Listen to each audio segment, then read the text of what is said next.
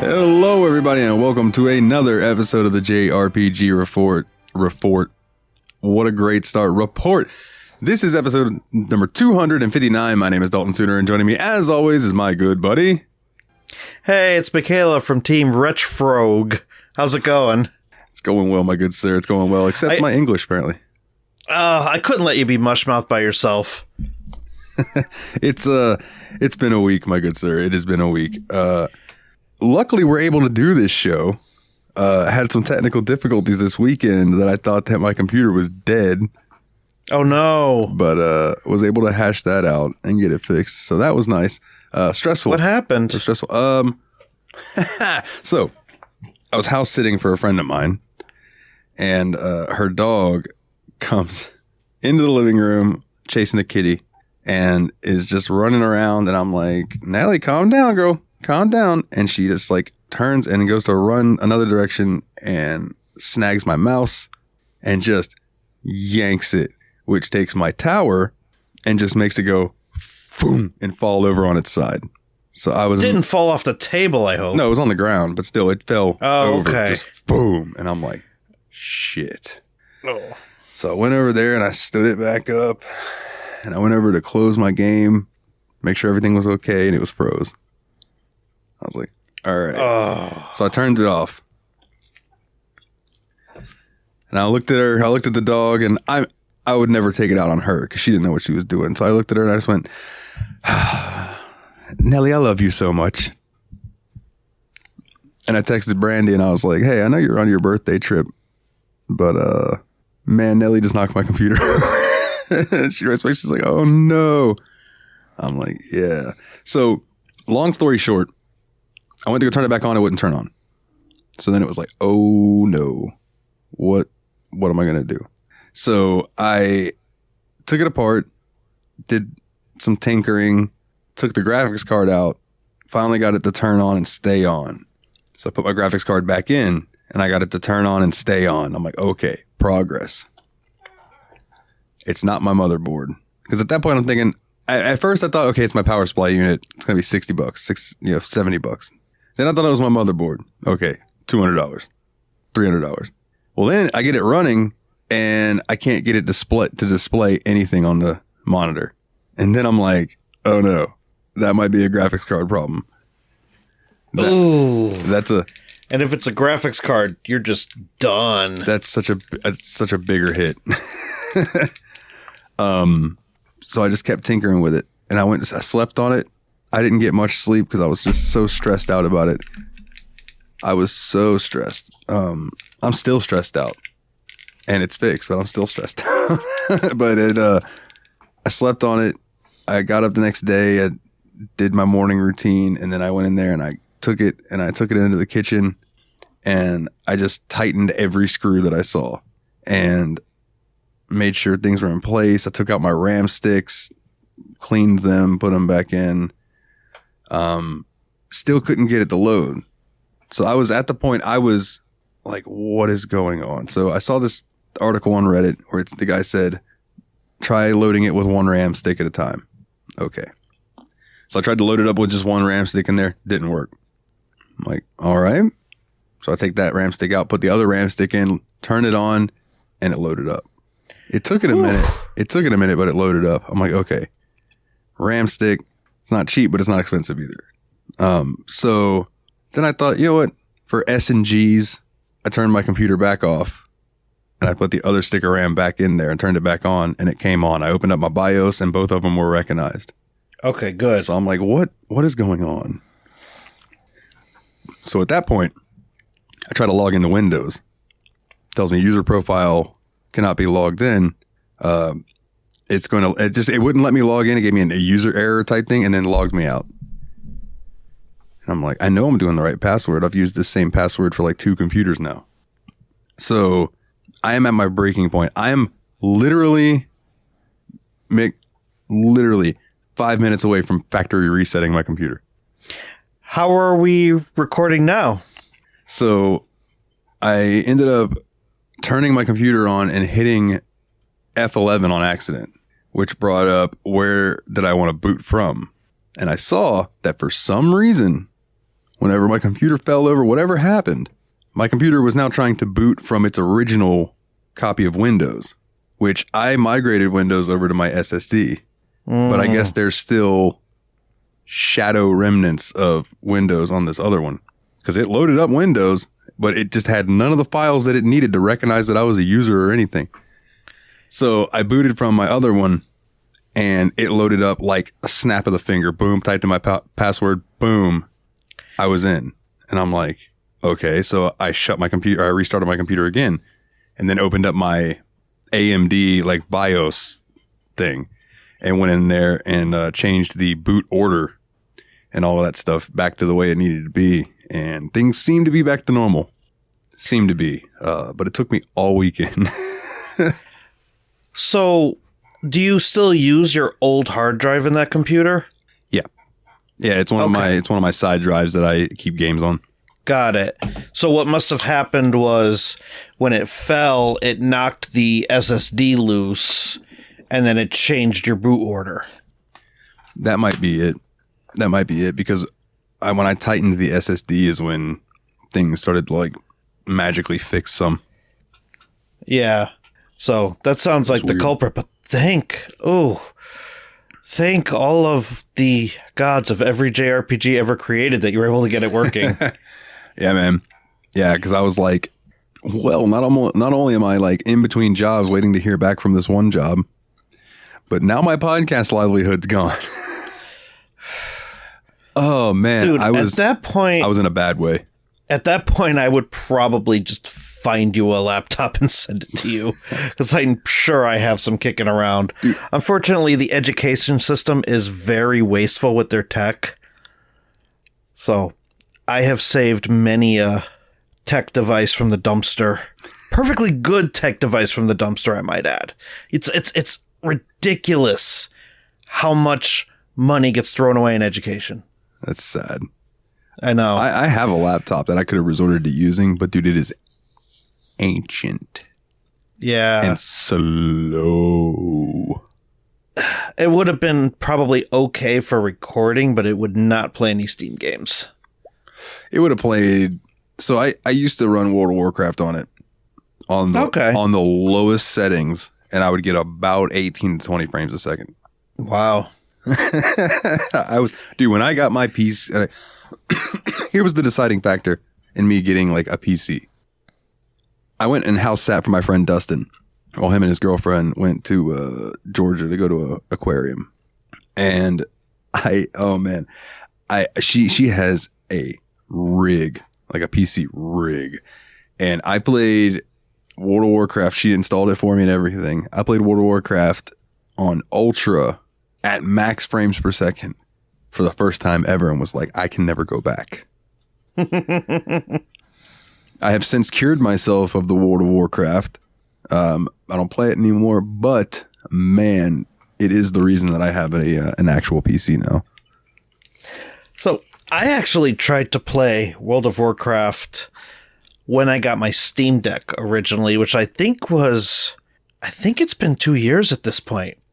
I'm more than sure I got my Steam Deck, my original Steam Deck, which now my buddy has because I broke it and then sent it off to Steam for repair. I had to pay for the repair because I tried to do a self-mod on live stream, I might add. I remember that. Oh, I'll never live it down. And so I sent it back to Valve. I paid them to fix it, which dented my pocket quite a bit. They sent it back to me, but at that same time, I had actually sold enough handhelds that I had money in the bank to get the 512 with the new screen. And so that was the upgrade I was looking for anyway, and it was on sale. So I'm like, you know what? I'll grab this, and when I get the other one back, I'll just sell it. Yeah. I ended up gifting that to my buddy because he lost his cat, and this cat was like his only son, basically. Like, he's taken such a hit from this cat being gone that he was just at one point, I almost called and had him put on suicide watch. That's how I got when I lost Daisy, dude. If it hadn't been for Brandy and Daphne showing up and coming back into my life, like it was rough, dude. Say what you will about animals, and there's a ton of people like among his friends and his family that were just like, it's just a cat. No, they are family members. Yeah. Like, they worm themselves into your lives. They give you their unconditional love, except with the case of cats, that's very conditional. But listen, my dad's dog that I take care of now, like, not that I don't do anything bad to him. I love that dog. But if I were going to, he would still be undyingly loyal. Yeah. Yeah. And that's what's like, sad. That's just, yeah. So I know it's going to be a hit when he goes too. So I completely get it. Like, animals are family. But I wanted to cheer him up. I didn't want him to go there. So when the Steam Deck, gotta be careful, it's a family friendly show. When it came back from repair, I gave it to him.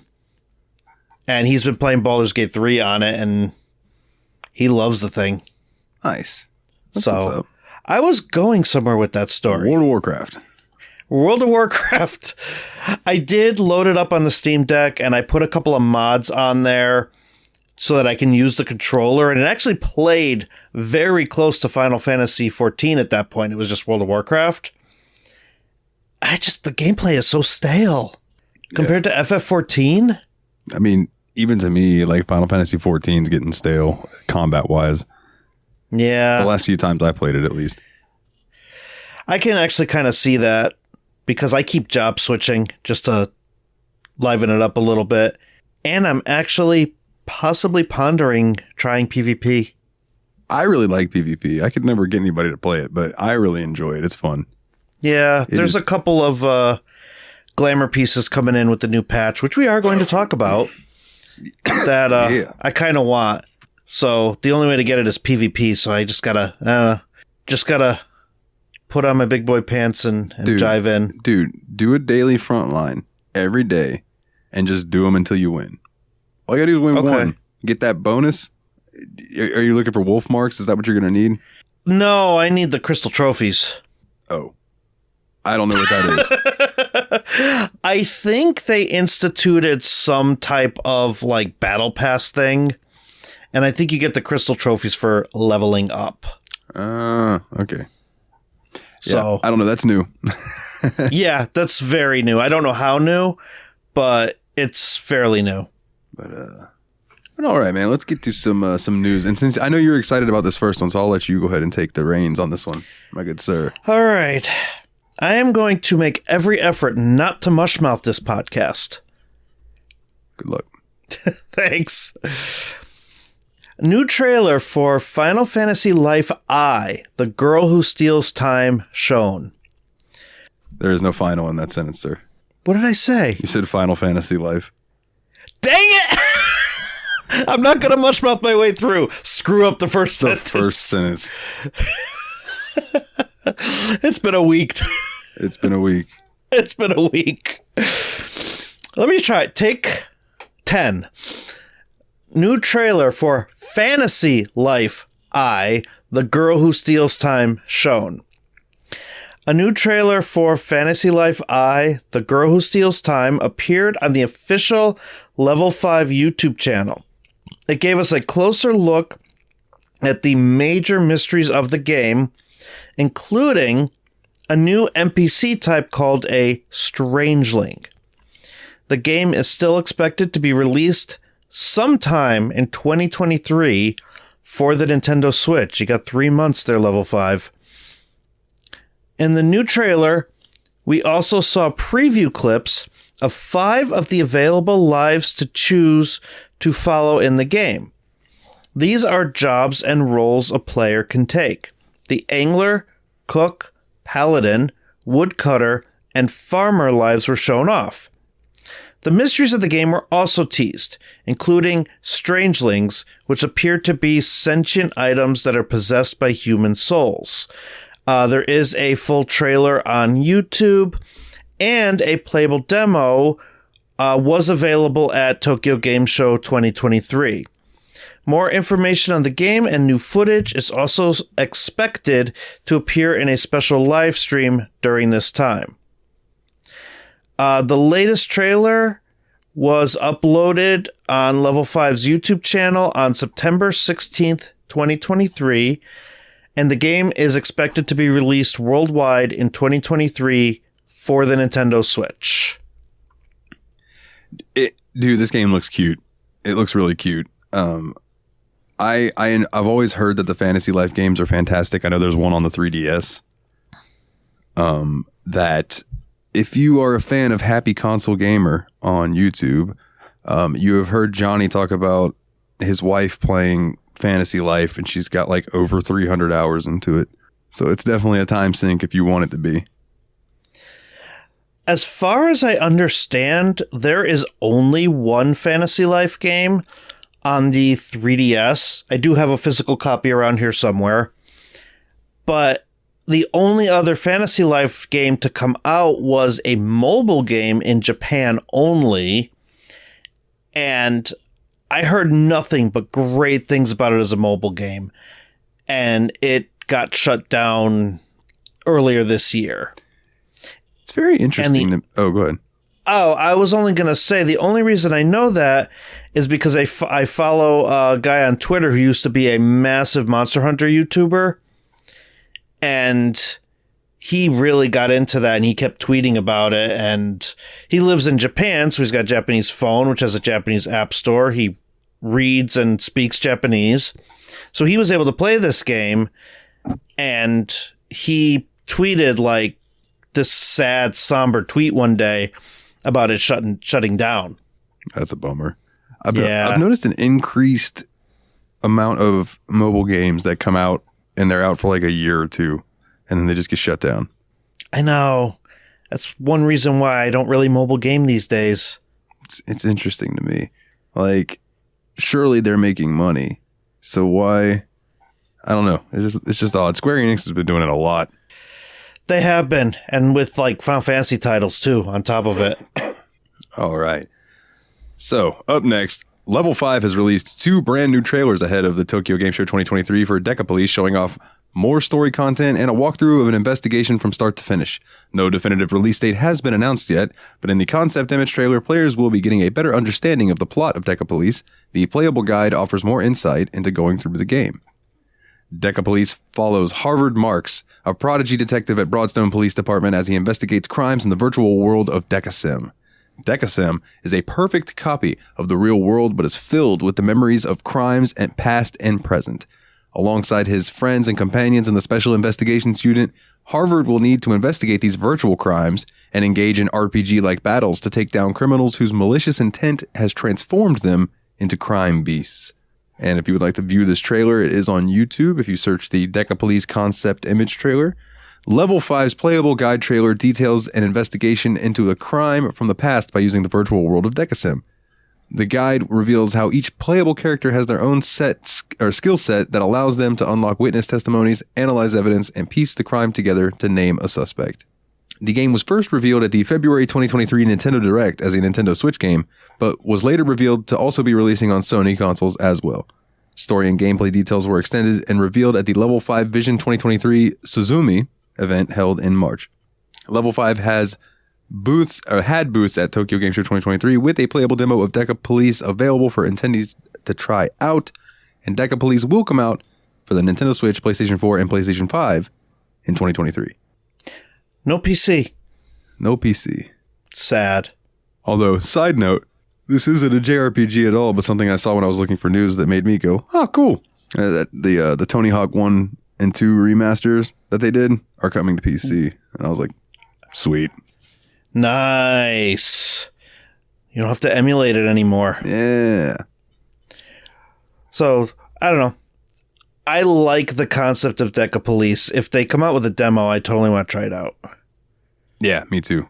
But I don't know if it's on top of my radar, but it's interesting enough that I at least want to try it or at least watch somebody play it. Yeah. Yeah.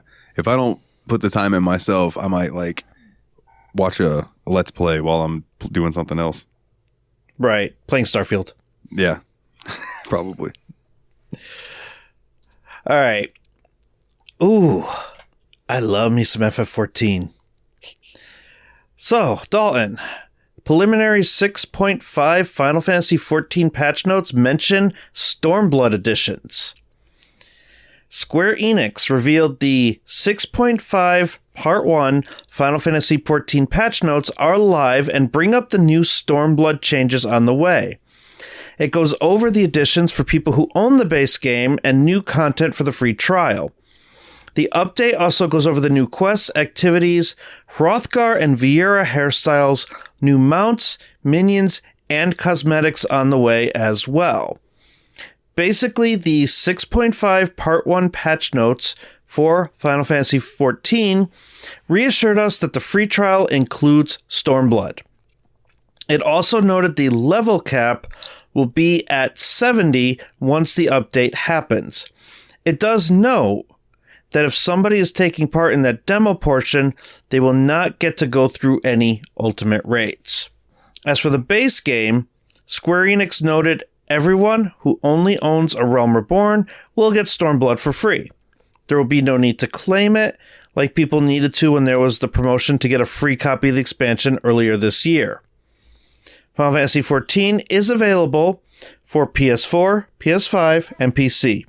The 6.5 Part 1 Final Fantasy XIV patch will launch on October 3rd, 2023. The second part won't be available until January 2024. Man, I paid money for Stormblood. So did I.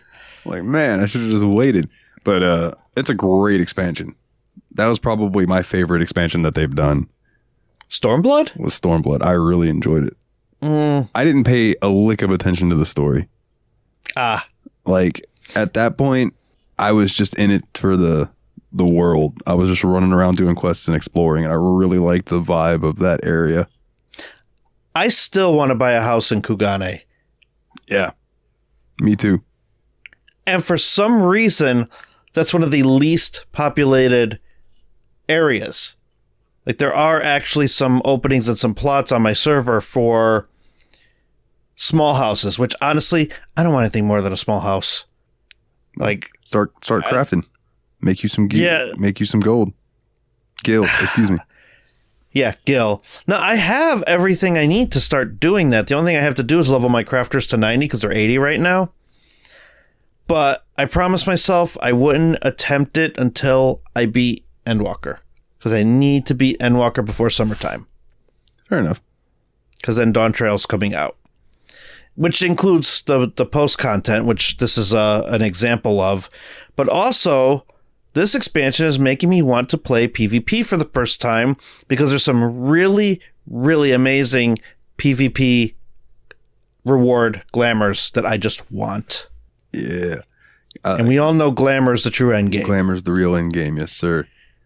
Speaking of Dawn Trail, in a recent Famitsu interview looking back on 10 years of Final Fantasy XIV, producer and director Naoki Yoshida, or Yoshi P, mentioned that the team has intentions of continuing support for the game for at least another 10 years. While Endwalker expansion put an end to the Hydaelyn/Zodiac arc, the upcoming Dawn Trail expansion will start a brand new narrative. Additionally, Yoshi P mentioned that putting an end to the overarching Final Fantasy XIV story with the Endwalker expansion might seem short-sighted from a business standpoint since the MMORPGs don't have traditional endings. Here's a direct quote from Yoshi P on the trajectory of Final Fantasy XIV. We intend to deliver the highest possible level of catharsis with Dawn Trail.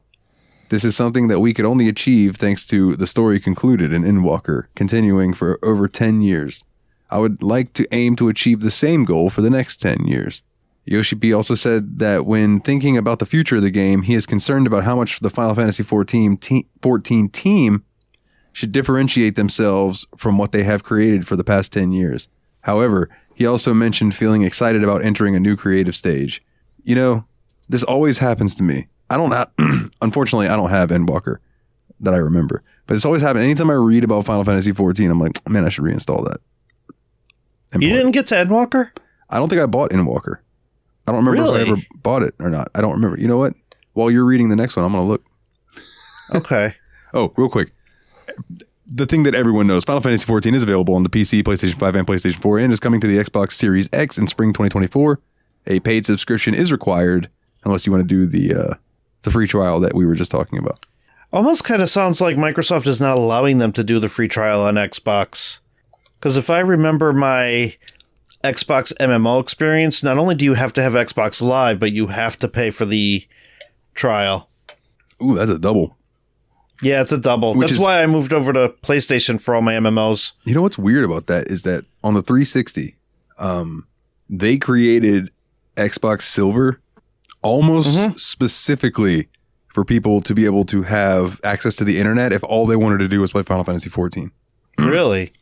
Like Xbox Silver let you play certain games online, like that were required to be online. If a game was required to be online, like an MMO, if you had Xbox Silver, you could play those. You just couldn't play like Call of Duty and things like that online. You needed Xbox Gold for that.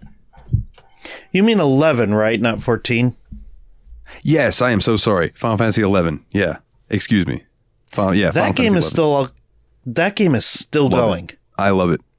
I have played Final Fantasy 11 more recently than I have played 14. Really? Yeah. Wow. I heard it's jarring to go back to, though. Like, you can't go from 14 to 11.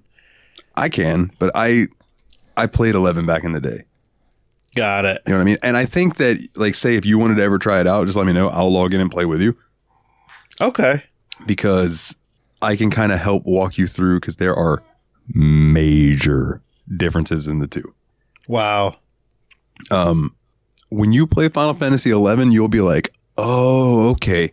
So 14 took the style of MMO that World of Warcraft was and went from there and made it better. Because 11 is different. 11, so let's give an example for a battle.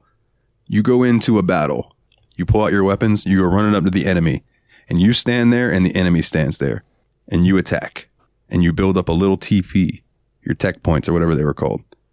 You need that to get to at least 100, so then you can use your weapon skill. Now, to use your weapon skill in a timely manner, you need to open up your macro bars.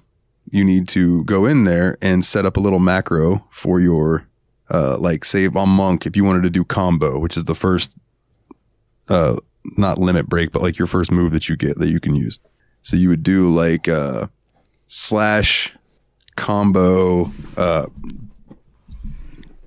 greater than, or no, I'm sorry, less than T greater than. So it would be in the bracket target, and then you would be able to hit the.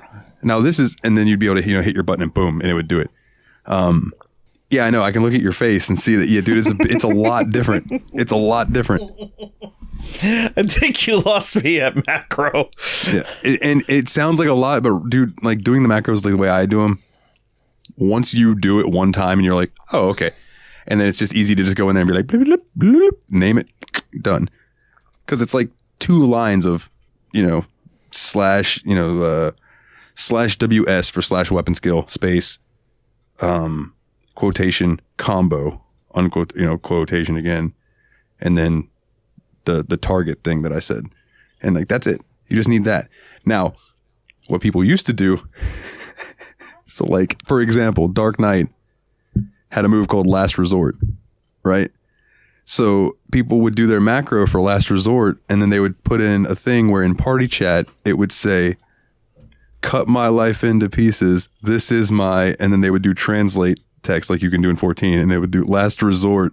So every time they used Last Resort, it would say that in party chat. Yeah, it was tremendous, dude. Suffocation.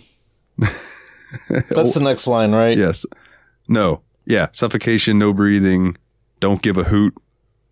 We don't need to go to the rest of this. The rest of the song's vulgar, but yeah. Yeah. Papa Roach. Papa Roach. And there's a move in Pokemon called Last Resort as a normal type move, and it's specifically meant for like Pokemon like Eevee or Chansey. You have to use every other move in your move pool once, and once you do that, you can use Last Resort, and it does a crap ton of damage. And because they're normal types, you get that attack bonus as well.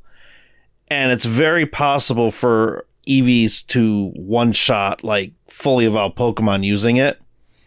So what a lot of people do is if they want to make a troll EV, they'll give it 2 moves.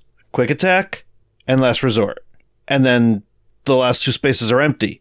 So all you do is Quick Attack once, Last Resort, boom. And they'll probably put something like an Eviolite on them because that like doubles their defense and special defense. Pokemon can get tweaked. But anyway, back to Final Fantasy XIV. Alphino and Alisaie star in new Final Fantasy XIV Tales Under the New Moon story. Square Enix released the 4th and final Final Fantasy XIV Tales Under the New Moon story, and this time it involves Alphino, Alisaie, and the Leveilleur family.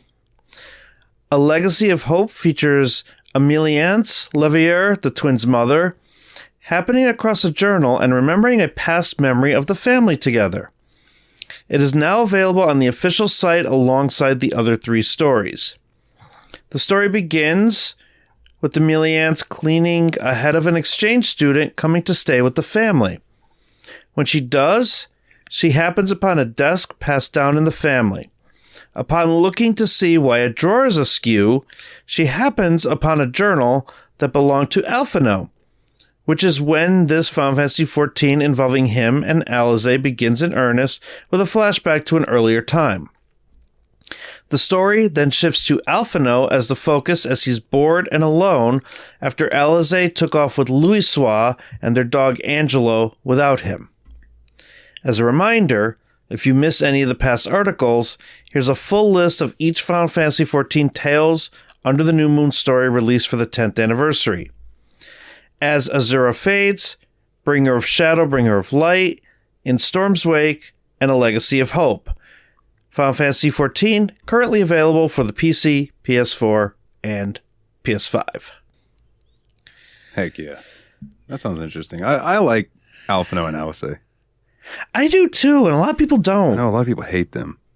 I loved, like, Alphino in A Realm Reborn was a bit of a turd. He was annoying in that, yeah, but he's grown on me over the years. Me too. I think it took Heaven's Word because if you don't want spoilers for Heaven's Word, skip ahead 30 seconds. You end up going on a journey with him. And I think that is really what warmed me up to him because he did a lot of growing up in Heaven's Word.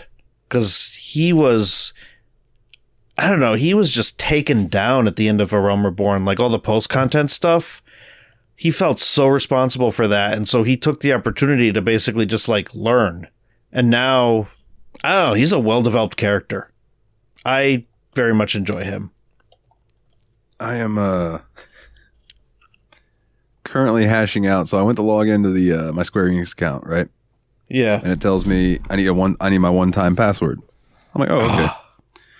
So I go and I open up the Final Fantasy app, and I go to sign in and it tells me, hey, you need a one-time password. And it says, and it's like, use this other app, the Square Enix software token app. I'm like, okay. So I installed that. I don't know why it wasn't installed on this, but I installed it and I open it. And now it's asking me for a registration password that I do not have, that I know of.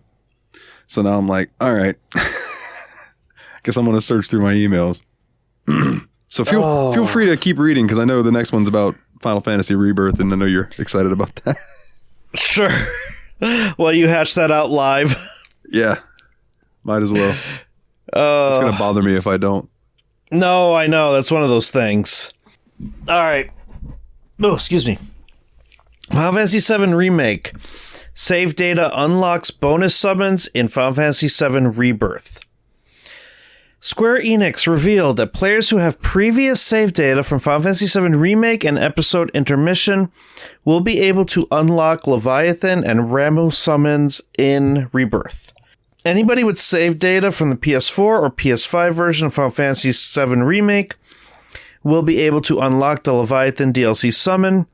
For players who played Episode Intermission in Final Fantasy VII Remake Intergrade, they will be able to unlock the Ramuh DLC summon. The save data must be stored locally on the PlayStation 5 for these Final Fantasy VII Rebirth summons to be unlocked. In order to unlock these bonus summons, players must select Save Data Bonus on the main title screen of Rebirth. This will allow the players to unlock the bonuses. Even after they've been unlocked, the summons will still need to be obtained from a certain location from within the game. Square Enix has not yet provided details on the exact location where the summons can be obtained within Rebirth. At the September 2023 PlayStation Showcase, Square Enix confirmed the release date for Rebirth and showed off a new gameplay and story trailer. The trailer highlighted iconic locations like Junon and Gold Saucer and revealed new minigames for players to experience in the Gold Saucer. Rebirth was at Tokyo Game Show with a demo and stage presentation for attendees to experience, and it releases exclusively on the PlayStation 5 on February 29, 2024. The exclusivity phase ends after May 29, 2024, in which case we hope that it comes to PC, which I don't see why it wouldn't, because Crisis Core and Remake are available on PC already. And then I'll jump into this next one because it's also Final Fantasy. Red 13, Final Fantasy VII Rebirth gameplay details revealed. Today, a preview of Red 13's combat style in the upcoming PS5 game, Final Fantasy VII Rebirth, was uploaded on the Square Enix website. All of his basic and synergy abilities were revealed, as well as his limit breaks. In Rebirth, Red 13 will be a fully playable party member rather than delegated to being a guest member like he was in Final Fantasy VII Remake. The Square Enix post describes his fighting style as aggressively defensive. Effectively guarding against attacks will raise Red 13's Vengeance gauge. By pressing the triangle button, Red 13's Vengeance mode will then be activated, increasing his speed and attack power. Pressing triangle in Vengeance mode will also drain the enemy's health. His basic abilities include Crescent Claw, Sentinel Stance, Sidewinder, and Stardust Ray. His limit breaks include Bloodfang and Howling Moon. His synergy abilities include Overfang, in which Barret launches Red 13 towards enemies, and Barret and Red 13's limit levels are raised. He does Planetary Roar with Aerith, attacks across a wide area and raises characters' limit levels, and he does a Savage Assault with Cloud. He attacks and raises limit levels of Cloud and Red 13. Final Fantasy VII Rebirth will be released on PS5 on February 29th, 2024. So, this is why I need to play through the PS5 version of Remake, because I want to unlock those summons. Yeah, dude. Rama is always been one of my favorites. And Leviathan. Like, I'll never forget the first time I saw Leviathan in the trailer. Not the trailer, excuse me, the demo for Final Fantasy VIII. Yes. It's just like, whoa, what is this? Super cool, dude. Super cool. Do you remember the demo having much different music than the actual release? And the music for the demo was actually a lot better than the music they put in the final release. Yeah, I remember there being a few different things that were different about the demo. About that opening section. Yeah. And that whole thing is, it's not the beginning of the game. It's like, I don't know, about a half hour into it that you actually go and do that mission. Yeah, because at the beginning of the game, one of the first things that you have to do is go get Ifrit from the fire cavern. And that whole part was skipped. With Quistis. Yep. With the teacher. I can't believe she was a teacher and just becomes a part of your actual party, becomes a playable character. Man, that game had so much going for it. It's such a good game. I love Final Fantasy VIII. I know people have their qualms with it.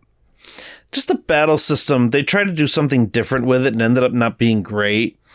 I remember only liking that game because what I ended up doing was I had a Game Shark. It like plugged into the back of my PS1. And I just Game Sharked myself all the spells. So I didn't have to worry about drawing. Yeah. After that, it was a great game. Man, all right. Let's okay, let me take a break from trying to figure all this out and let me read the next one. If you're an athlete, you know the greatest motivator of all is the fear of letting your teammates down. After all, a team is only as good as its weakest link. So you owe it to those wearing the same jersey as you to be your best every time you step on the field. That's why there's no vape in Team. When you vape, you can expose your lungs to toxic chemicals that can damage your lungs. If you're a step behind, the Team's a step behind. Brought to you by The Real Cost and the FDA. All right. Back during the September 2023 Nintendo Direct, a new Saga game appeared. Now, a message from the series general director Akitoshi Kawazu offered more insight into what to expect. The message mentions what to expect from Saga Emerald Beyond characters, as well as how people should revisit worlds to get the most out of the experience. To be specific, Kawazu mentioned that people can't do everything at one of the Saga Emerald Beyond's worlds in one trip, suggesting visiting them with multiple characters to see how that affects the experience. Here's his full statement about this. By now, you've likely heard that we were finally able to announce the latest entry in the Saga franchise, Saga Emerald Beyond, scheduled for release in 2024. I know that many of you have been clamoring for news of our latest project, and I'm happy to share it with you at last. If this is your first time experiencing the release of a new Saga title, we're glad to have you here with us. Saga Emerald Beyond features a diverse cast of characters and traversing an even more diverse set of worlds, the worlds you visit, and which characters that you visit them with will have a profound effect on the way the story changes. You won't be able to experience everything a given world has to offer if you only visit it once, so I hope that you enjoy making forays into new frontiers with the breadth of the unique characters that we've created for you to enjoy. And these characters are more than just normal humans. We've got mechs, we've got monsters, and we've got even more outlandish races that defy the standard naming conventions. This go around, we've also got witches and vampires as playable characters, and I'm sure that you'll enjoy taking each of them on your journeys. The combat system of Saga Emerald Beyond revolves around linking your characters' actions together to make impressive united attacks. You'll want to utilize all the spells and techniques at your disposal using one of the dozens of retinue formations? Yeah. Okay. Glimmer new attacks and forge new weaponry if you want to tackle some of the tougher challenges in the game that they will pose to you. There's nothing more cathartic than finding the perfect combination of actions to topple a seemingly unbeatable foe that is standing in your way. The Saga franchise has always been known for taking risks and providing experiences you cannot find in any other RPG series. The Saga Emerald Beyond is no exception. Please hold on for just a little while longer as we put finishing touches on the newest addition to the family. We also got to see more of Saga Emerald Beyond and its characters during the 2023 Tokyo Game Show. A new trailer was shown at that event. Saga Emerald Beyond is in development and will head to the Nintendo Switch, PS4, PS5, PC, and mobile devices sometime in 2024. This might be a purchase. As you were reading that, I know we've covered this game before, but there are so many. You just yawned and now I'm about to yawn. Sorry. Oh, sorry. A contagious man. That's my bad. Nah, don't worry about it. I remember playing the original Saga Frontier on PS1, and I just remember how different that game was. And very similarly, depending on who you were playing as at the time, that altered who you can recruit. It altered how some of the planets were. There were some characters that couldn't go to certain planets, and it was just a very unique take on what a JRPG, any RPG is, quite frankly. I remember like the first character I played as, his name was Red, and he basically was a Kamen Rider. Like he had superpowers and he transformed and he had armor, and it was really cool. And I think there was maybe only one other story where you can actually recruit him. You couldn't really recruit him any other time. Whereas in other stories in Saga Frontier, you could recruit other main characters. And I don't know, it's so interesting. I played through that game multiple times when I was younger. Like, if Saga Emerald Beyond is even a fraction of what Saga Frontier was, it's going to be fantastic. Saga Frontier is one of those games that, is one that's in my I need to play it sometime list of games. If you do play, get the remastered version. You can find it pretty cheap most of the time on Steam, and you'll get updated graphics and music and all that. It's actually one that I really want to play again. Oh, I have. Just because I have it. Saga Frontier Remastered. You have it? Yeah. Well, dang. Yeah, I just searched it on Steam, and it's like, oh yeah, no, you got this already. I'm like, okay, there you go. Steam Machine host pick. Hey, could be. It's a shorter RPG. Maybe the boys would like it. Yeah. All right. Do you want me to talk about Persona 5 Tactica? You can, or I can blow through these if you. Well, There's two. and then there's a story that I want to talk about. Yeah, you can go ahead and do this one. I'll do the next two. Okay, sounds good. Atlas has released an English version of Sergeant Morgana's first marvelous tactical training for new recruits for Persona 5 Tactica, which showcases the cover system of the tactical RPG. The video can be found on YouTube via Atlas. Persona 5 Tactica is set to release on November 17th for PlayStation 5, PS4, Xbox Series S and X, Xbox One, Nintendo Switch, and PC Steam. The Repaint Your Heart Challenge DLC pack is also included in the game's Digital Deluxe Edition. And I think that you put this up on Twitter because there's a whole bunch of different links to different articles on this particular game. But to me, Morgana's wearing a sergeant hat here, which means she's probably going to act more like Nell in the Advance Wars series, to where Morgana's a he. I keep forgetting that. To where Morgana is just going to show you how to play. And then this next story, Persona 5 Tactica, has sub-personas and Velvet Room weapon fusion. Atlas announced new details about Persona 5 Tactica that go over what to expect from the game and its personas and Velvet Room weapon fusion. When people go through the game, they'll be able to adjust the Phantom Thieves by equipping sub-personas to adjust abilities or turn additional personas into equipment. There are also new screenshots showing enemies like Guarded Geisha, Slimy Shinobi, and Sumo Matan. With the sub-persona, this is a way to increase the range of characters' abilities beyond normal personas. Atlas noted that these aid a unit in multiple ways. When equipped, it increases their stats and also provides access to new active and passive skills. As for spare personas, those can be taken to the Velvet Room for fusions in Persona 5 Tactica. You can use these to make a new persona or weapon. With the weapons, these will apparently be stronger than normal ones you buy. Finally, Atlas noted how the difficulty level changes different gameplay elements. When you choose hard, friendly fire is turned on. It also means enemies have more attack power and health. And then there's a whole series of screenshots available in the Silicon Era article. And they're very cutesy. It is very cutesy.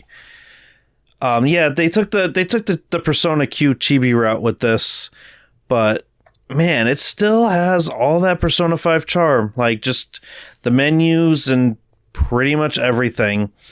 And it's a 3D look, but with the Fire Emblem and Advance Wars, you know, the where you can move is a different color and the highlighted tiles and like everything that comes with a tactics-based game, but it's very Persona-y. Persona 5 Tactica will come to Switch, PS5, PS4, Xbox One, Series S, and Windows PC via Steam on November 17, 2023. There will be a Day 1 Repaint Your Heart DLC that adds Goro Akechi and Kasumi Yoshizawa. Ooh, Kasumi. Nice. Yeah. Kasumi, I'm sorry. Yeah, which you're playing Royal right now. I haven't played Royal, but she's unique to that. Yeah, and I really like her so far. She's a cool character. Nice. So I think this is going to be a Game Pass game, which I just renewed my Game Pass. So I actually renewed it up until February. So nice. This is probably going to be one that I at least try. Does Game Pass offer where you can get it a year at a time? Yes, but what I ended up doing was I got a 3-month card on one of those code websites for $30. And considering it's $17 a month, I figure $30 to have me paid up till February is not terrible. Yeah. See, when I do it, I just do it for PC. Yeah. And I don't think they allow, if I remember right, they don't allow PCs to buy a year at a time. I think if you're just doing it just for PC, you have to pay monthly, if I remember correct. Well, that's kind of dumb. I might be wrong. Yeah, that's annoying. So no, I ended up getting Ultimate because I have an Xbox, which actually has been working out because cloud saving's a thing. So I could play the PC version, and then I could, if I want to play it on the big TV, I could play it on the Xbox.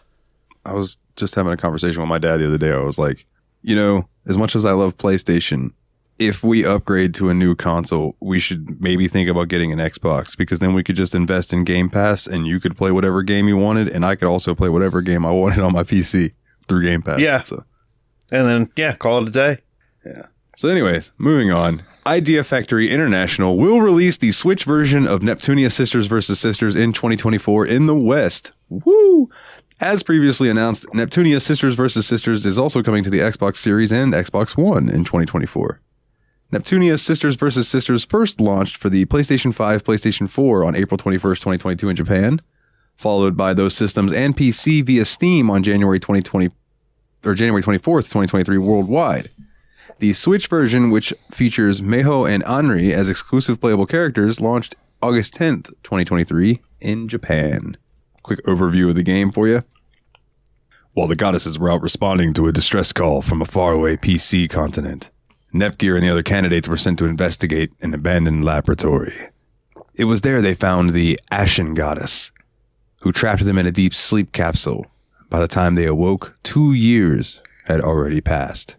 The latest smartphone, the R-phone, dominates the market. Neptune has been missing since her mission to the PC continent, and in the absence of its goddess and candidate, Planeptune was ravaged by a strange new phenomenon, the trendy outbreaks. Suddenly finding herself robbed of home and family, Nepgear falls into a deep depression. This is a story about finding hope in the midst of despair and the rebirth of a goddess in the wake of destruction. Let me go ahead and tell you, that sounds way more serious than I guarantee this game's going to be. Just looking at the screenshots, it looks like it does not take itself seriously at all. Neptune is not a game that takes itself, like the Neptunia games, they're hilariously self-aware. Nice. I like how the R phone is the smartphone that dominates the market. What message are they sending there? Yeah, and the trendy outbreaks. Yeah. Yeah, fantastic. Key features of this game is the combo maker. Make your way around the lands of game industry. You'll encounter a multitude of enemies, and it's time to fight. Employ combos and chain your attacks together in real time. Take control of the battlefield and unique tactical action battle system. Pull off the Planeptune look with 2 new playable characters. Throughout the game, you'll discover fun accessories to deck out and customize your party members. Snap a pic in photo mode and use the new manga style feature to exclusively on the Nintendo Switch release. Play as characters created by 2 legendary developers, Higurashi from Ryukishi 07 and Shanghai Alice from Zune. From the start, Nintendo Switch version also has 2 new exclusive playable characters, Maho and Anre. In the wake of the devastation wrought by the trendy phenomenon, the vast majority of the population has turned to the R phone for all manner of daily life, including communication. On your journey, connect to the Chirper social network to take on a variety of side quests put out and by those in need and earn special rewards. The Chirper. Spoiler alert. It gets changed to C later on in the story. And on the battlefield, you can have up to 3 party members out at a time. Match up your team members with a partner for stat increases and elemental bonuses. And the stronger the bond, the better the bonus. There is also a trailer for this if you would like to view that. I'm excited. I love Neptunia games. They're silly. Actually, over on the Steam machine right now, the fan poll for the next show, the next fan-picked game for the show, Neptunia is winning by 2 votes. And I am shocked. Is it really? Hang on. Let's see. Fan-picked game poll. What did I vote for? You voted for Avernum Escape from the Pit, which is okay because that is also a great game. We're changing it. But Boom. Neptunia, they're just, I don't know, they're campy, they're hilarious, they're fun. They do have some serious moments if you want them to, the story's there if you want it, but like when each of the main characters are based off of video game consoles. Yeah. Like Neptune is based on the canceled Sega Neptune. Oh, really? Yeah. Blanc, BLANC. So I've always called her Blanc, but I know it's Blanc, Yeah. like French. She represents the Wii because she is the master of Louis. That's her Neptune is Pleneptune. Then you've got Noir, who runs Last Station. Ha! And she's all black, like all black attire, black hair. And then you have Vert, who runs, is it Leastbox? The one she runs, she runs the Xbox one. I can't remember that. Yeah. Lean Box. That's what it's called. Nice. The thing that I've noticed, and I don't know if this is an artistical thing or just something that my brain's done. How do I word this properly for this show? The more powerful the console, the more stacked the character is. Stacked. Visually.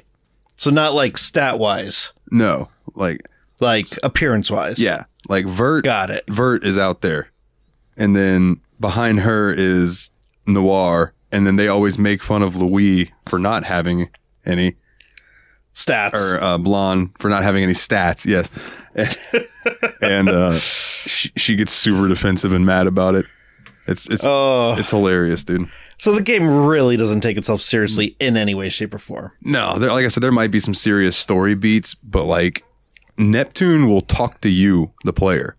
Really? Fourth wall breaking. Yeah, there is no fourth wall. Like nice. They are like, there's times in some of the games where they just like, you'll finish a chapter and it'll go to like this little cut scenes type thing that you click through. That's like all right, on this next episode of Neptunian News, we're talking about what could possibly happen. And they're doing like a review of what just happened. And then like what could possibly happen in the next chapter. And they're like, who's going to know? You better play to find out. And then it goes on to continue the game. Wow. It's just, they're interesting, man. And you know what's funny is I've heard people say that they're sexist games because of sometimes the way that like, you know, like how women can be portrayed in games sometimes. Yeah. But it's perfect example in the next news story I'm going to read. Yeah. The creator of Neptunia is a woman who just finds humor in it. And she said that if you notice, none of the main characters in her games are men. Like, there are no main characters in Neptunia that are dudes. It's all women. Right. Because she was like, women power. You know, if you meet a dude, usually they're doofuses in some way, shape, or form. But like another quick thing about Neptunia, and then we can move on, is like little Easter eggs that you'll find. And I call them Easter eggs, but they're easy to find. Like there will be an NPC on the little overview of the world map thing that you use, and it'll be like you can click on it and see what they say, and it'll be like dude in a box, and it's a guy peeking out through a hole in a box, like the box is from Metal Gear. Yeah. And it'll be talking to you, or like you'll meet a dude whose name is like Snake, and then he'll have a different last name, but he looks just like Metal Gear Snake, and he'll just like make some quirk that is some little joke that references Metal Gear. It's tremendous. So they skirt the edge of being sued. Yes, but at the same time, I don't know if they could get in trouble because it's all parody. No, you can't get in trouble because it's all parody, but anybody playing it knows what they're referencing. Yeah, you can absolutely. Like, you'll know. Like, if you've played Metal Gear and you see that kind of box, like, you know that's exactly what they're referencing, you know? Yeah. All right. What's up next? Disgaea 7. Oh, remember last week when we said this game was coming out in September? It's out. Yeah. Disgaea 7, Vows of the Virtueless Review. So this is a review by Junior Miai from RPG Site. And so this is going to be kind of opinionish because this person is doing a review. And it is a little long. I'm going to read through it as best I can. Yeah, just skim it if you want. That's fine. Yeah, no, that's fine. I'll probably read it through because I don't want anything to be lost because they talk a lot about the game. With any series that manages to reach the point in its life where it can slap a 7 next to its title, there may be concerns that the series is just more of the same. Well, there can and should be discussions on whether change is necessary and on what scale, and may be best to work with what you know, changing only what you need based on feedback from previous iterations. Disgaea 7 does just this, keeping the series true to its roots while offering new and inventive ways to break the game over your knee. Disgaea... I love that description. I know, me too. Disgaea as a series is chiefly about big numbers and breaking game mechanics. As a tradition, Disgaea games not only allow you to destroy any semblance of balance, they welcome it. Disgaea 7 continues this trend, with multiple systems working with one another to provide massive bonus to your 8 EXP, HL, or mana gain. For example, the Dark Assembly allows you to pass bills to, say, gain triple experience or siphon all EXP towards a single character. The Cheat Shop returns, allowing you to modify your resource gain at the expense of other resources. Evilities return and work as they have since Disgaea 5, allowing you to slap as many plus EXP, HL, or mana Evilites as you can fit on your roster. All of these systems and more weave together and allow you to funnel as much or as few resources any which way. But all of this is expressly outlined in the demo. Tips and tricks for power leveling units up past level 100 in the demo are floating around the internet. So we'll move on to what the demo doesn't have. The story in Disgaea 7 is a surprisingly funny tale about a family, both found and related, coming together against a corrupt government that is bleeding the land dry. The game takes place in Hinamoto, which is a netherworld version of Japan, and features a primary cast including Fuji, a demon swordsman who is allergic to empathy. No, literally. He vomits blood anytime someone is nice. And... yeah, go ahead. I know you want to react to that one. It's just funny. It is. Oh, you're nice to me? Oh, your hair looks good today. It's like the early episodes of South Park where Wendy would come up to Stan. Hi, Stan. And he would just vomit on her. Yeah. Oh, I remember that. Like very early first season. And he only did that because he was nervous to talk. Anyway, Priakilla is an extremely rich weeaboo who loves Hinamoto and its culture, and almost immediately tells on herself, showing that she has a surface-level understanding of the place she loves by mispronouncing words and wondering why old cultural hegemonies like Bushido no longer exist. I'm pronouncing your name wrong. Piralika? Does that look right? I think that's right. Paralika. There's a lot of I's and L's in there. Piralika, yeah. Because there's... okay, yeah. She's a well-written jab at otaku who claim to love Japan but fail to understand that Japan, like the rest of the world, is more than the simplistic impression presented in pop media. Like Japan, Hinamoto is not just anime and manga, it's a place with struggles and concerns about everything from employment to wealth inequality, something that Piralika becomes acutely aware of as the story progresses. Combined with the rest of the cast, Ieyasu, a puppet shogun installed by a tyrant who is functionally useless, C4, an amnesiac thief who snorts gunpowder daily, Suizan, a cybernetic weapon that can predict the future, and Higan, a warrior demon who remains undefeated and whose rage cannot be quelled except by sweets. And you have a colorful cast of characters that will all share the limelight and never really outshine one another. While the main cast of characters is pretty fun to be around, it's worth noting that this is still a Disgaea game, and Disgaea games have a specific type of humor that is hit or miss depending on who plays it. While there is less of the raw and raunchy humor than I expected, this is the series that spawned an action platformer named Dawn of Operation Panties Dude, after all. You still have more than a little perverted humor inherent to the series. In addition to the main cast, you also have the ability to create your own fighters and customize them how you please. Disgaea features a whopping 45 character classes. Wow. With the bulk of them needing to be unlocked via quests. While most of these are returning classes from previous entries, there are 4 new classes. The Big Eye, which is a demon that excels at lowering stats. The Bandit, a unit that could spawn a treasure chest randomly when defeating an enemy.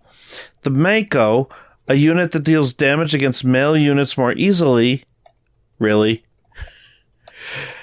And the Zombie Maiden, a really annoying monster that can regenerate to life after being killed. Combat and Disgaea is your standard turn-based tactical fare, with your strike team of units moving and positioning on a battlefield against the enemy. Geopanel, squares that affect battle based on objects that grant stats like -50 defense or no range attacks, are also present, and effectively used in some story stages. One stage in particular featured a long hallway littered with geopanels that prevented ranged attacks, which necessitated strategic movement so that my units didn't get sniped by the enemy, who had no such restriction. Some new combat features have been added in Disgaea 4 as well. Hell Mode, which is a super attack that can be unleashed after building up a gauge by fulfilling specific objectives, can be used by the main cast to change the tide of battle. All these effects are game-changing. Higan's, for example, allows her to act twice in one turn, while Ieyatsu's allows him to mind control enemies for a few turns. Another new feature is Jumbification, which allows a unit to multiply their size and strength and occupy one side of the field of battle. A jumbified unit not only can strike anywhere on the battlefield in a wide AoE, but it also carries unique effects depending on who you jumbify. Paralika, for example, has a flat 10% chance to put enemies to sleep upon striking them, while a jumbified Prinny gives everyone the passive Prinny effect, meaning every unit on the field can now be thrown and exploded like a Prinny. Dude. However, while experimenting with the combat changes, I did notice a small problem. Depending on the map background and how many jumbified units you have, a maximum of 4, the game can and does experience hitching and FPS drops on PlayStation 5. This was surprising since the rest of the game runs pretty smoothly, even during the combat cutscenes, which tend to have a lot of flashy effects. The music is quite nice to listen to, although you hear the same 4 battle tracks until you reach Chapter 11, which did bother me a little bit. As a good combination of traditional Japanese and modern instruments, one battle track features a dual shamisen and electric guitar piece that sounds extremely sick, for lack of a better phrase. Many sadder cutscenes feature an orchestral backdrop centered around what sounds like traditional flutes, which fit well with the narrative theme of the story. Earlier, I alluded to the fact that Disgaea 7 revels in breaking the game over your knee via interlocking systems like the Dark Assembly, Squad Formation, and Cheat Shop. In addition to returning systems like those, a new one has been added as well: Item Reincarnation, which allows you to transfer properties of one item to another. A sword, fashioned from shoes, will still grant movement speed increases, or a gun crafted from a consumable will still be edible, for example. In practice, that means if you find a weapon that comes with a rare passive, you could transfer that down a chain of items and forge some incredibly powerful gear for your team, combining stats in a way that wasn't possible in the series until now. You have to fully clear the item world each reincarnation, but it is well worth doing. All of that is to say that if you liked previous Disgaea games, grinding your levels up to max, performing increasingly higher damaging attacks, and seeing a mass of numbers fill your screen, Disgaea 7 continues that trend and amplifies it further. Combined with genuinely funny dialogue, a pretty good story, and a customization ocean that is as deep as it is wide, you have a game that can hoover up no small amount of time out of your day. More of the same isn't necessarily a bad thing, and Disgaea 7 proves that axiom easily, and this was given an 8. Not bad. Versions tested, it looks like they played the PS5 version, the Nintendo Switch version, and the PC version. I personally, like, from everything that I've played of the Disgaea games, I really enjoy them. I think they're quirky fun. And it's hilarious to do some of the amounts of damage that you can do in that game. Like, absolutely insane. Are you planning on getting this one? I might if it goes on sale. I still don't have 6. Got it. So I need to play through 6, but I think before I dive into this one. But so I feel like for me, not having played any Disgaea game at all, this would be a good jumping in point. Yeah. for sure. If you wanted to try out one of the 2D Disgaea games, I would recommend 4 or 5. But if you want to jump in while before that or after that when they've jumped into the 3D, then yeah, I would say just go ahead and grab this one. Yeah. That's I think is going to be my plan, because I've not played any of them, so I feel like if I were to go back and play the earlier ones, I might not appreciate it as much as this more modern one. I don't know, it just sounds hella fun. I think it's definitely worth your time. Yeah. All right, so Bandai Namco has announced that Sword Art Online Last Recollection will receive a free demo for consoles and PC on September 26th. Additionally, Bandai Namco revealed the opening animation for the game alongside 2 new playable characters, Yuki and Mito. Embeds for the opening animations in these new additions can be found below in this article for the trailers. They are on the YouTube for Bandai Namco, though. Sword Art Online, Last Recollection launches on PS4, PS5, Xbox Series X and S, Xbox One, and PC on October 6th. And for more information, there are a bunch of other links in this article that you can choose. But if you want to go check those out, definitely go look on YouTube.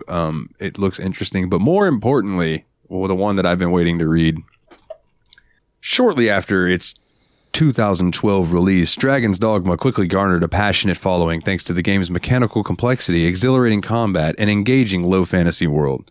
With Dragon's Dogma 2 finally on the horizon, each new glimpse at the game reveals a more polished and refined version of what the original 2012 cult classic offered.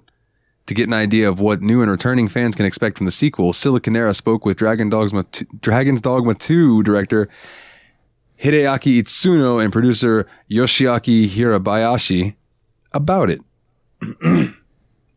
Are the worlds in Dragon's Dogma 1 and 2 linked in any way? And if so, how did creating the narrative for the first game affect that of the sequel?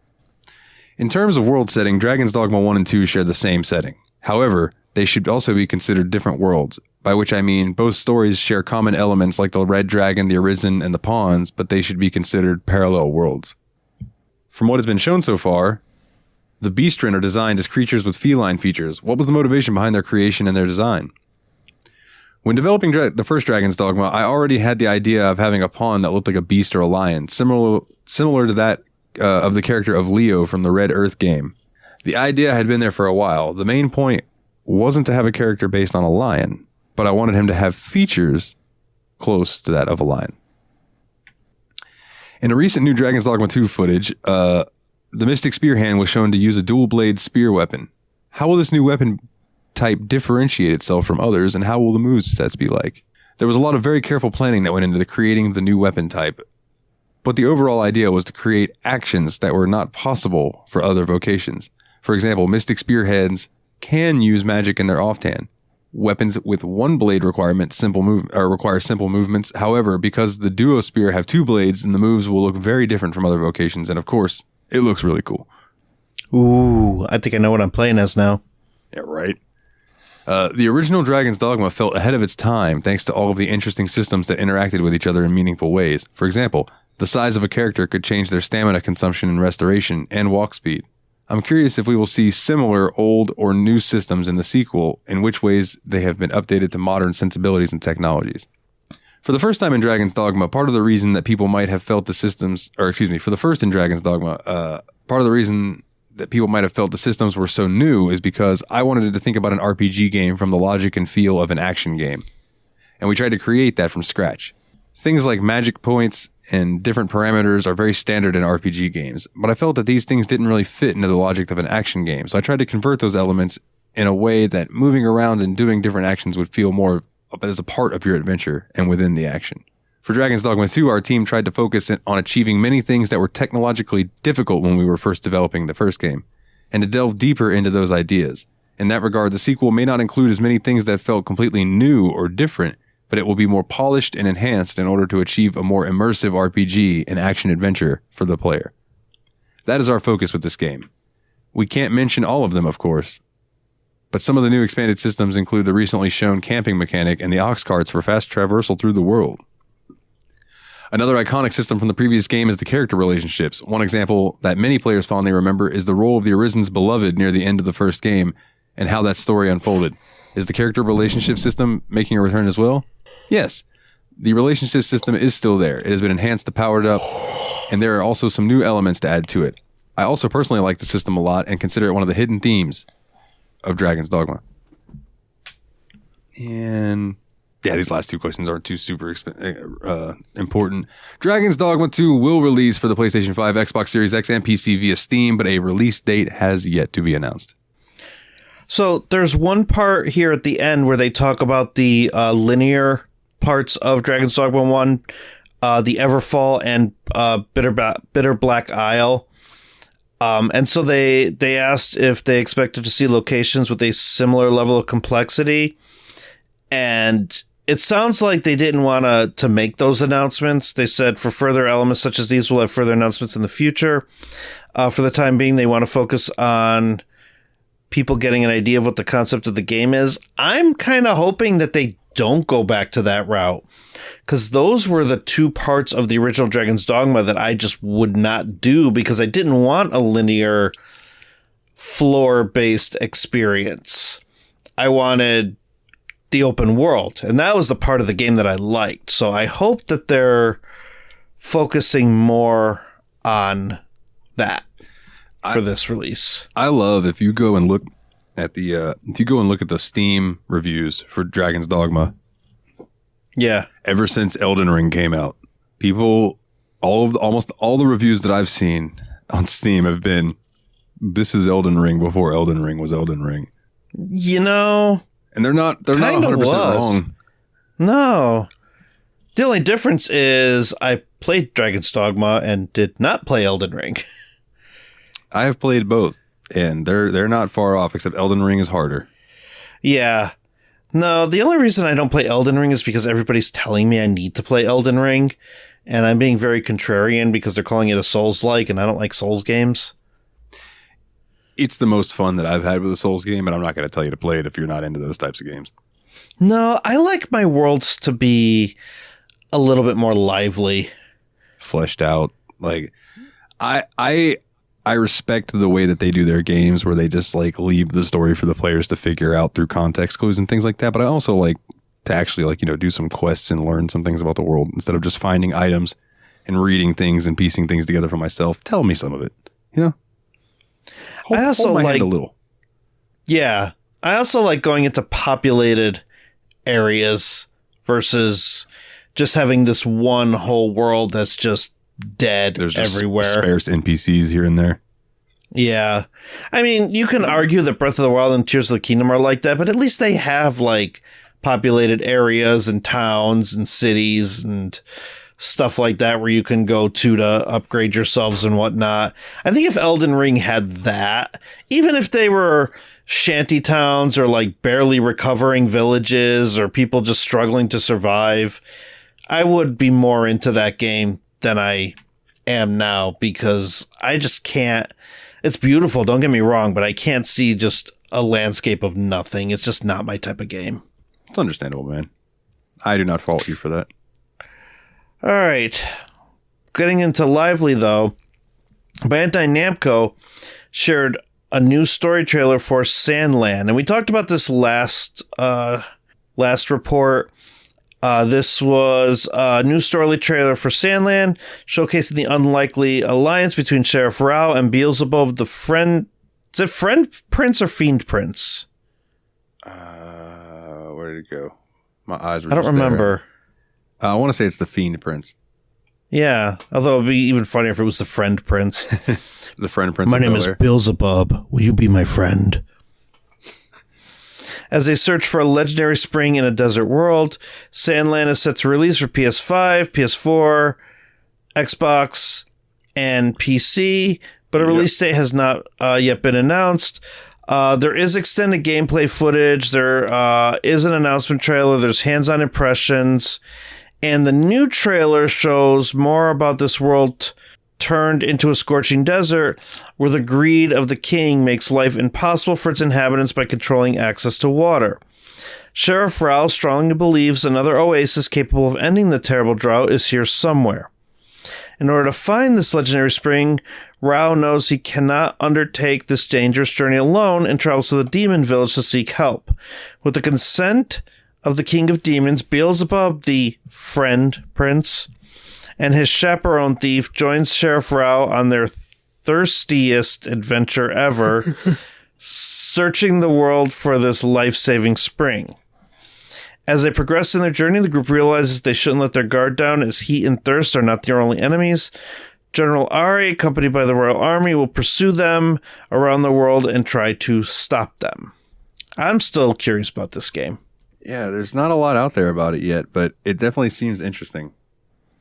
Just the Toriyama art alone right now is getting me in. That's getting my foot in the door.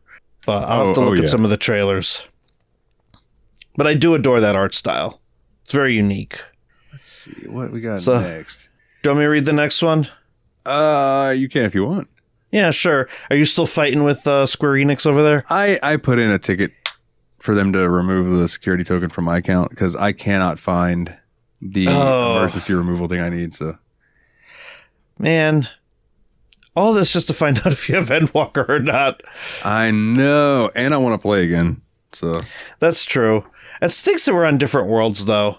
Oh yeah, we are, aren't we? Yeah. Yeah, I'm on Famfrit. I mean, how packed is Famfrit? I could be convinced to move. I don't remember it being too packed. I know I'm in an FC on there. I'm actually talking to the girl who runs the FC right now. Oh, yeah? Just letting her know, like, hey, I was going to come back, but this happened. So, but I'll see you soon. Gotcha. I'm in an FC too, and I'm in the Discord for the FC, but I don't know. I don't really participate much. Yeah, I need to be more active I'm active when I'm playing. I'm active in the Discords and stuff, you know what I mean? But yeah. But that's because I'm very picky with my free companies. Gotcha.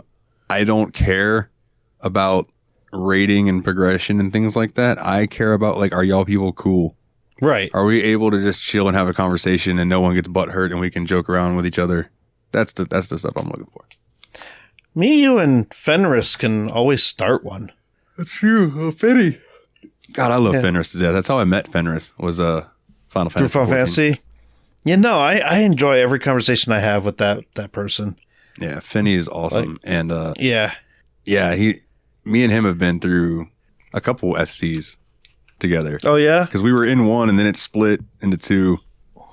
Got it. And then that ran for a while, and then we were in an FC with a bunch of content creators, but all of them kind of just stopped creating content, so that FC kind of fell apart.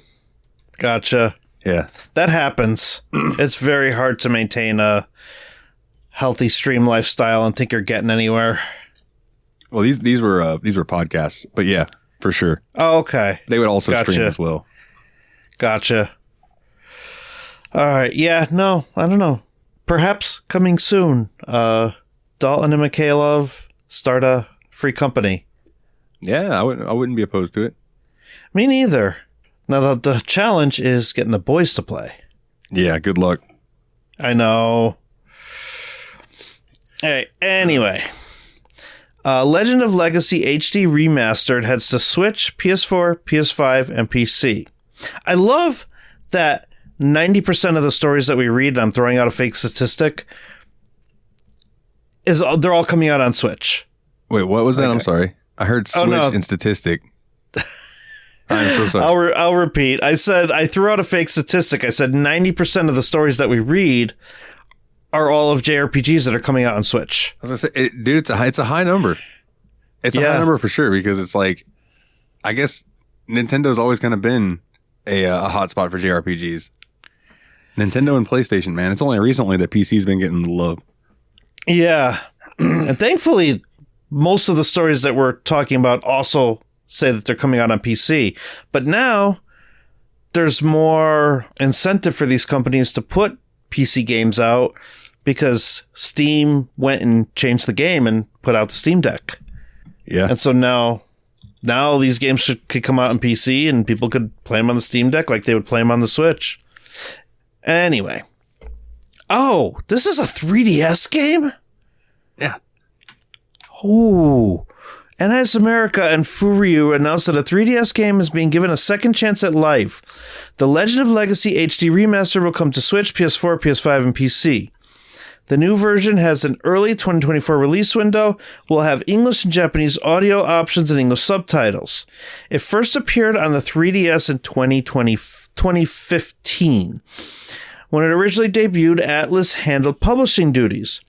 It almost has saga-like qualities, what with its 7 different protagonists and their storylines.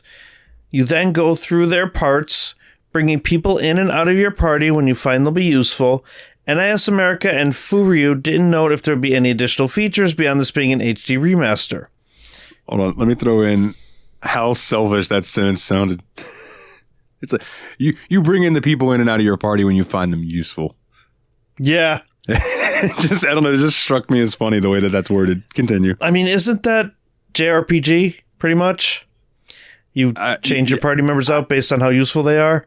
Kind of. You know how many JRPGs I've played with a terrible person in my party because I really like the character themselves? Yeah. But I'm looking at you, Selfie in Final Fantasy VIII. Oh, Selfie. Great character. Terrible gameplay. See, for me, I struggle to play through a game and be different. Like, for example, Chrono Trigger, Chrono, Marl, Frog, all the time. That's my party. Yeah. And I only switch out when it's required for the story. But Chrono, Marl, Frog, they always beat Lavos every time. Final Fantasy VII, the original, Cloud, Tifa, Barrett, every time.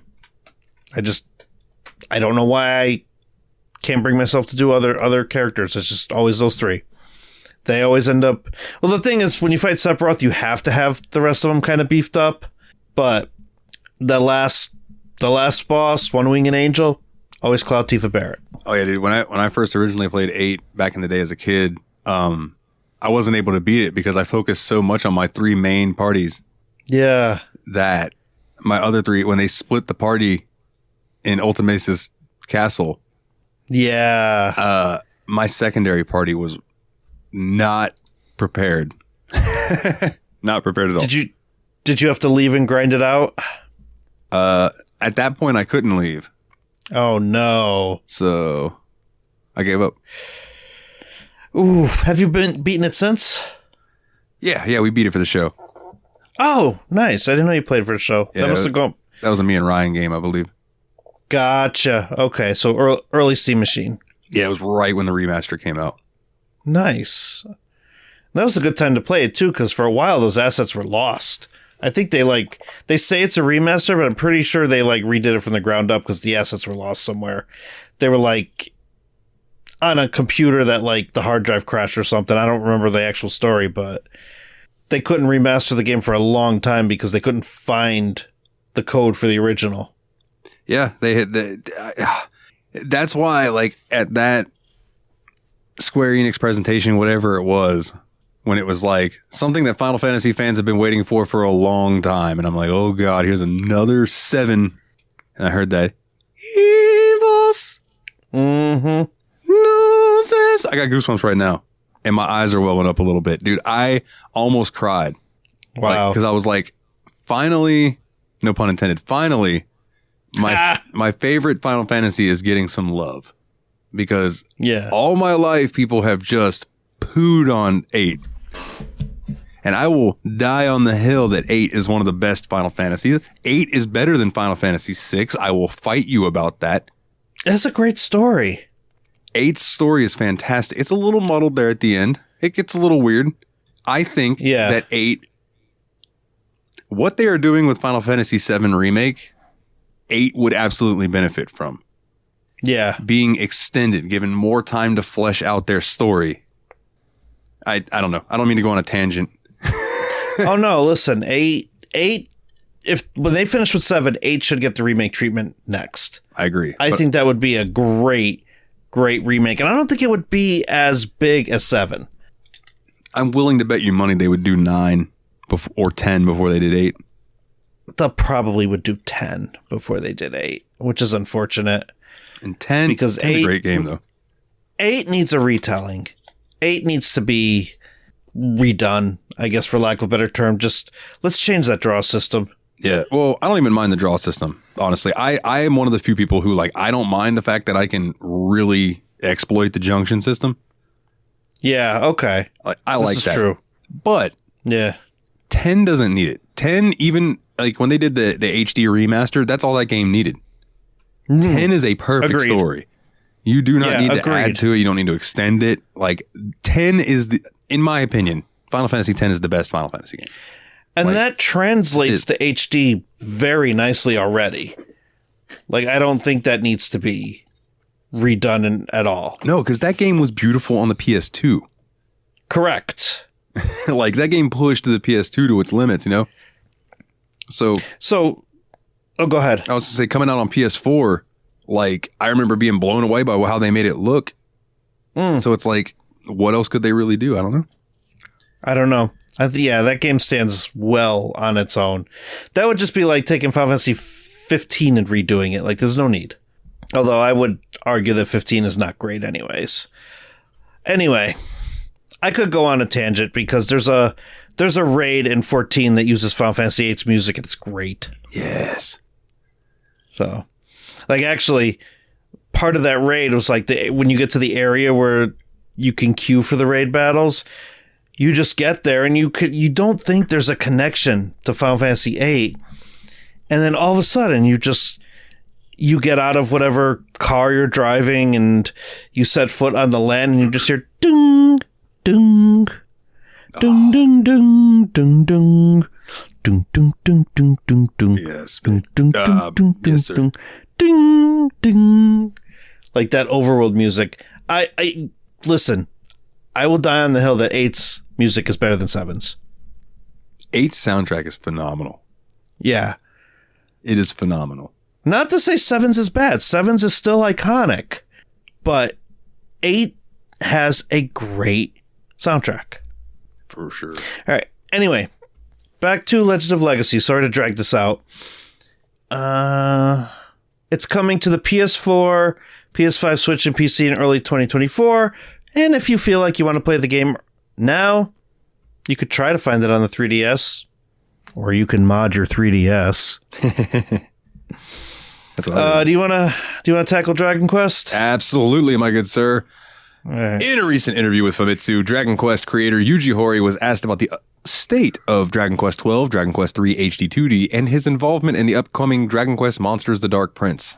Horii confirmed that the development on Dragon Quest III HD 2D and DQ12 are progressing steadily. He also added that he could not give any new information about Dragon Quest XII just yet. Horii's work on Dragon Quest Monsters: The Dark Prince involved playtesting and checking the game, and an important part of his job was fine-tuning and fixing the early hours of the game. When asked about the Dark Prince release date appearing at the same time it was announced, Horii said that he didn't want to make up an announcement too early and not be able to give any information for the next few years. Because of that, which is exactly what they did with the other two games that have been mentioned. Because of this, he decided to start development of the game, keep it a secret, and reveal it when it was near completion. In regards to Sorrow as the protagonist of Dragon Quest Monsters entry, producer Kento Yokota requested to use Sorrow and Rose as the main characters for the next game. Horii accepted. Horii added the team had an idea of who they wanted to use as the next DQM protagonist. Some titles reused characters from previous Dragon Quest games, such as Terry and Kiefer from Dragon Quest VI and Dragon Quest VII, respectively. When asked about his involvement in Dragon Quest XII and Dragon Quest III HD 2D, Horii said that his work on those two games is similar to that in The Dark Prince, since he is the creator of the original Dragon Quest III and has an intimate knowledge of the game. He is able to support the development team when they ask to make any changes or additions to it. Dragon Quest Monsters: The Dark Prince will release worldwide on the Nintendo Switch December 1st, 2023. And while we're talking about Dragon Quest, I do want to say that I saw a review of that Dragon Quest Die, The Adventures of Die, the game that just came out. The mobile one? I don't know if it's a mobile game or if it was I don't remember what it was. But it didn't get a good rating. Ooh, It said it's not very good. And I was like, oh, that stinks. I remember us reading about it a couple weeks ago, but yeah, we were skeptical about it back then. Before we get into the Like a Dragon stuff, do you mind if I just summarize the Fate Samurai Remnant review? Oh yeah, dude, for sure. If you want to just, I didn't realize that was a whole review, so we can even cut that if you want. Well, I think I could just read the summary on the bottom, and we can call it a day, and then we'll retweet it. I'm starting to get mush mouth now. It's getting late. Yeah, it is. We could retweet it if anyone wants to read the full review. But it got an 8 on Siliconera. The summary being the battle over the waxing moon, which could grant any and all wishes, the waxing moon ritual. The 7 individuals seeking their wish or masters are the bearers of the ritual. The 7 heroic spirits or servants are summoned to this world by their masters. The curtain rises on the battle between the 7 masters with their 7 servants. Traverse the city of Edo and become victorious in the Waxing Moon ritual. Fight, explore, converse. Many elements are deeply intertwined in this action RPG PC version reviewed. It combines an accessible story for Fate beginners with a simple battle system that's rewarding to master. Back in the early days of Fate Stay Night, was Saber's identity really easy to guess? Fate Samurai Remnants Saber's true name was quite predictable. This game did a great job at altering the reviewer's opinion of existing Fate characters. They wish only bad things on Arjuna now. His moveset is so tricky that they never got the hang of timing their, I think that's pronounced riposte. Riposte. I think. Yeah, riposte. Yeah. And because they idled a lot in the game, the playtime doesn't accurately reflect how long it takes for one playthrough, but it took them about 40 hours. So I got an 8, which, that's good. Yeah, an 8's a good number. 8 is a good number. Yeah, and we've talked about that game a lot, and it did seem pretty nifty, so I'm glad that it got pretty well reviewed. All right, do you want to tackle the Like a Dragons, and I'll bring it home? Yeah, and in fact, when I was looking at them, they were both 2 versions of the same story, so I'm going to go with Silicon Air's version. Okay. The latest issue of Famitsu has revealed that Etsuko the Obatarian and Masaharu Kaito will return in Like a Dragon Gaiden, The Man Who Erased His Name, as guest characters. Etsuko the Obatarian first appeared in Yakuza 0. Meanwhile, Kaito is a major supporting character in the Judgment series, and the protagonist of the Kaito Files DLC expansion in Lost Judgment. Etsuko, also known as the Obatarian, is a beloved side character which appeared in Yakuza 0 and Yakuza Kiwami 2. Spoilers! I'm just kidding. And she was briefly referenced in Yakuza Like a Dragon. Her nickname is a portmanteau of the word Oba, meaning middle-aged woman or auntie in Japanese, and battalion.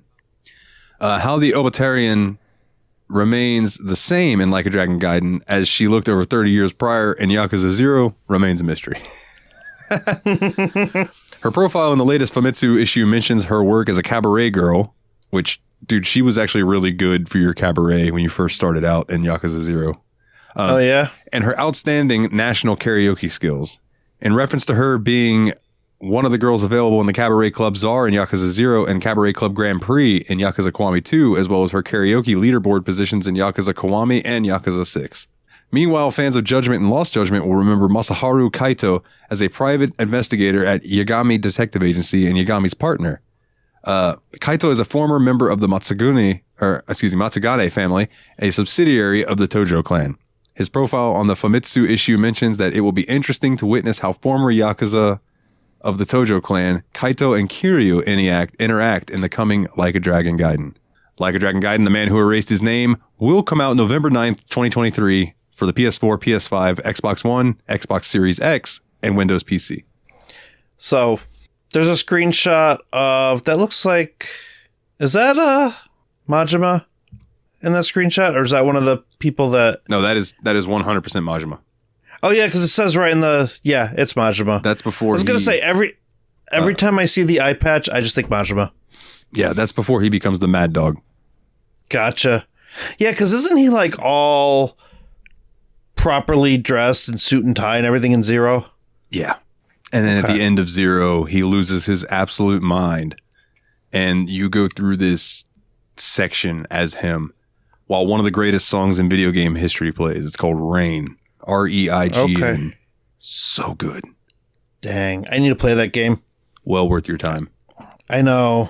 I say it every time we record. There's a list of games I just need to play. But somebody got me playing Starfield. I wonder who that was. My bad. No, perfectly fine. I'm having a blast. To be talked about in the next Steam Machine. Plug for that show. All right, last story of the night here. Persona 3 Reload development update says Link episodes are time limited. In September 2023, Atlas announced a feature new to the Persona series that will appear in Persona 3 Reload for the first time. Link episodes. Link episodes occur along with the main story and have been implemented to give players a chance to learn more about the characters that previously weren't focused on very deeply. It is a way to get to know Persona 3 characters who didn't have their own social links. Ryokuta noted Persona 3 Reload director Takuyo Yamaguchi and producer Ryota Nitsuma recently revealed in an interview with Japanese magazine Famitsu and the developers that these Link episodes would be time limited. The two also mentioned that the development of the game is almost complete. Producer Nitsuma explained the following about the new social link adjacent Persona 3 Reload feature. Link episodes occur as the main story progresses, and if you spend time with the character during a set period of time, the next episode will occur in the next period. If you miss the first episode, you won't be able to see the subsequent episodes. Ooh.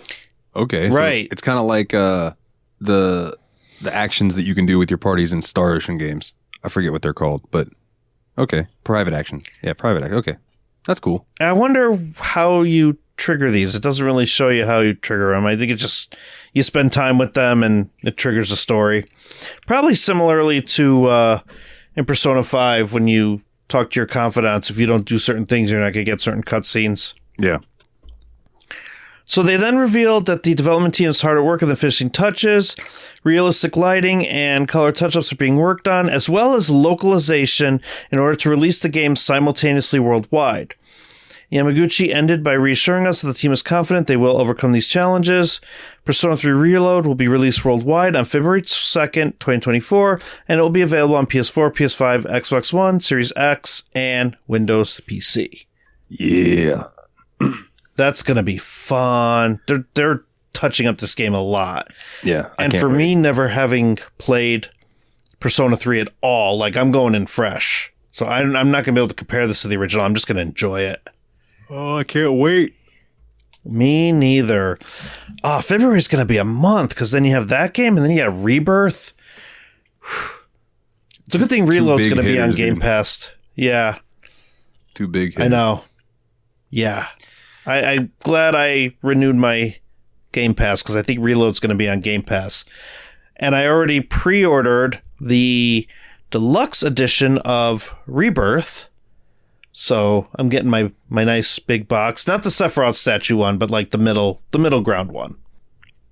Oh, yeah. I'm still a sucker for physical games. I buy digital when I have no other choice. Yeah. I like to collect physical games. But I go digital most these days. Me too, especially because Steam is a thing, but Steam, if I can... GOG. Yeah. Well, GOG, you can have a hard drive at least. Yeah. So, GOG's tremendous. They don't get enough love. GOG.com. So I think that's all we got, good sir. I think we're just wrapping it up with the house cleaning. Times is for some house cleaning. If you would like to follow us over on Facebook, it is facebook.com/JRPG Report. You want to find us over on Twitter, it is @JRPG Report. You want to go check out the Patreon and help me pay some bills because I'm between jobs right now. That would be very nice of you, and I would very much appreciate it. It is patreon.com/JRPG Report. Get your name read on each and every episode like these wonderful people right here. Jake W., Jordan K., Kularian, MasterLoot, Japandi, and the mystery donor. And I would also like to give a shout out to the Steam Machine Podcast, a bi-weekly PC gaming show that me and two of my buddies, Nate and Willie, do, where we play through our backlog and talk about it. Right now, we are playing through Starfield, which we will be recording in the next couple of days. After that, we're doing Spooktober, which is going to be a whole month where we're going to do weekly instead of bi-weekly, and we're going to cover some horror games. Should be a good time. And like I mentioned earlier, you can join the Discord over there if you would like, is bit.ly/TSMP Discord, all capital letters. And join in and make your votes known. You can, anytime a JRPG comes up on one of the lists, just pound that vote button and get it to win. And there'll be more JRPG goodness for you guys to listen to. Like right now, Mega Dimension Neptunia V2 is winning that poll. So there is that to look forward to. Mick, my good sir, plug your stuff. I'll be brief because it's all the same stuff I've say every report.